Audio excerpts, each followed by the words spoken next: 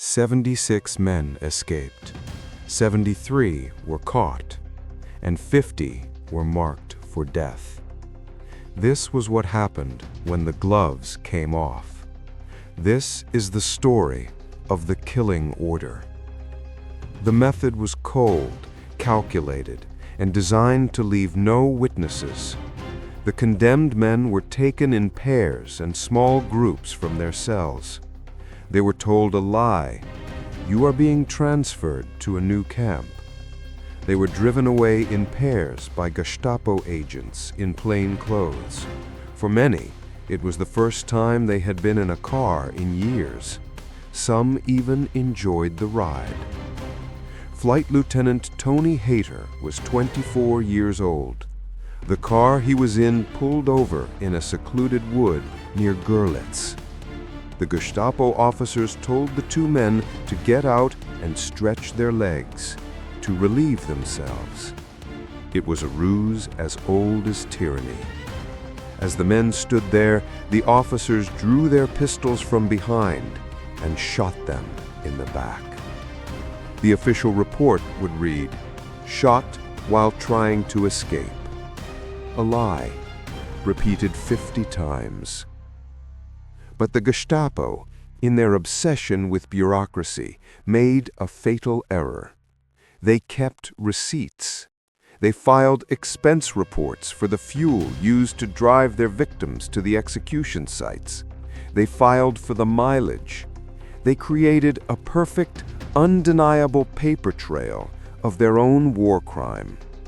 It was this arrogance, this belief in their own impunity, that would ultimately become the key piece of evidence against them.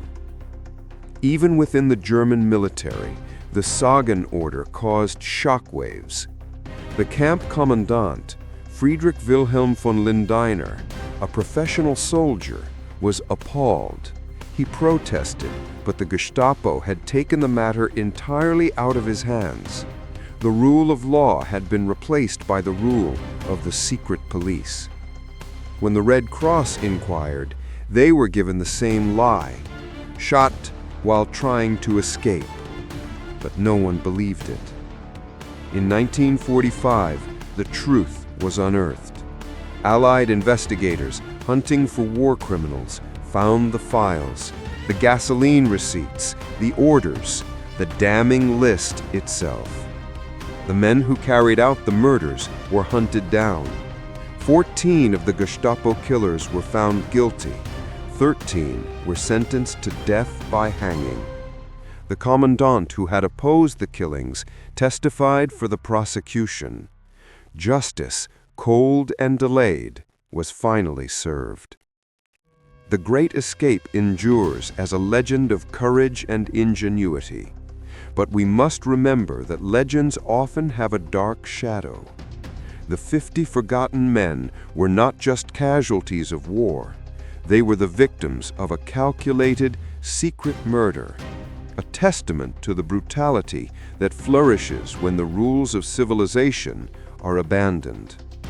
Their story is a permanent warning, and in remembering their names, we honor not just their daring escape, but their ultimate sacrifice, and we ensure that the cold, bureaucratic machinery that killed them is never, ever forgotten.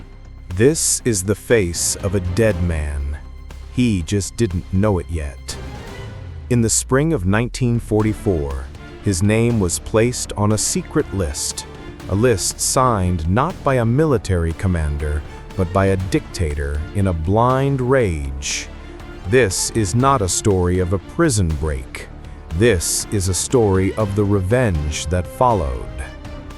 Stalag Luft III. The Germans called it escape-proof, built on sandy soil that would collapse any tunnel, raised barracks to expose any digging, seismic microphones buried along the perimeter. This wasn't a prison camp. It was a fortress designed to break the spirit of the most determined men in the Allied forces, the repeat escapers. But they underestimated the man known as Big X, Squadron Leader Roger Bushell, a man with a vendetta, having been shot down and hunted himself. He didn't want a few men to escape. He wanted to orchestrate a mass breakout that would cripple the German war effort, forcing thousands of troops to hunt for them. His plan was audacious. Not one tunnel, but 3. Tom, Dick, and Harry. For a year they dug. They became forgers, creating perfect replicas of passports and travel permits. They became tailors, sewing civilian clothes from uniforms. They became a secret army of over 600 men, all working under the noses of their captors. The sand was disposed of so cleverly, stuffed into trousers with secret pockets, shaken out during walks, that the Germans never found a trace. It was the greatest act of mass deception in the history of war. But then, at the final moment, disaster.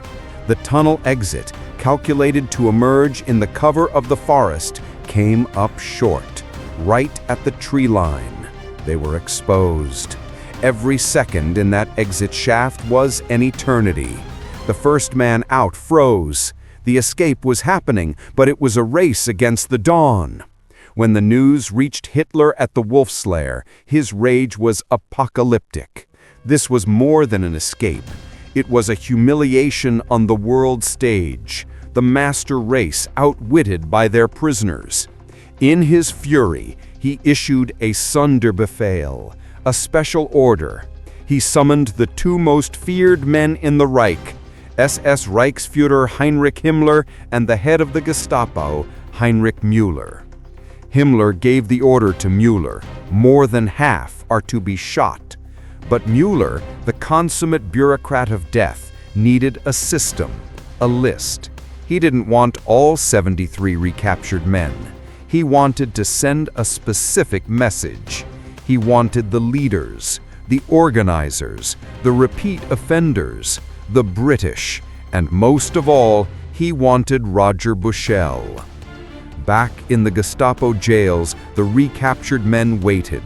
They expected punishment, certainly, a stint in solitary, maybe transferred to a worse camp. They had no idea that in Berlin, a secret memorandum was being typed out, a death warrant, and for 50 of them, their names were being inked onto that final list. The machinery of revenge was now in motion, and it operated with a chilling, bureaucratic efficiency. The men who had cheated Stalag Luft III were about to learn that the Gestapo played by a very different set of rules.